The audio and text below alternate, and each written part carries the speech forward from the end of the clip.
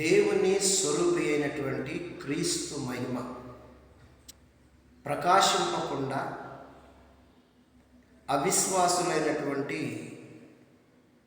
మనోనేత్రాలకు గుడ్డితనం కలుగు చేయడానికి ఈ లోక సంబంధమైన దేవత కంకణం కట్టింది. కంకణం కట్టి ఏం చేస్తుందంటే దేవుని సర్వసత్య సువార్తను ప్రకటించకుండా, దేవుని సంకల్పమంతా ప్రజలకు తెలియకుండా ఈ లోక సంబంధమైన దేవత అల్లరి సృష్టిస్తుంది. ఆనాడు పౌలు కాలంలో అల్లరి సృష్టించింది. ఈనాడు కూడా సత్య సంబంధమైన సేవకుల మీద రకరకాల ఇబ్బందులు పెడుతూ, నిందలు మోపుతూ, బాధలు కలిగిస్తూ, కృంగతీస్తూ అల్లరి కలుగు చేస్తుంది. వాడి దుష్టమోకలు ఇరిగిపోవున్నట్లు ప్రతి ఒక్కరూ ప్రార్థన చేయాలి. ప్రార్థన యోధులు కండి, ప్రార్థన పరులు కండి, ప్రార్థన పోరాటంతోనే సమస్తము జయించగలము. కనుక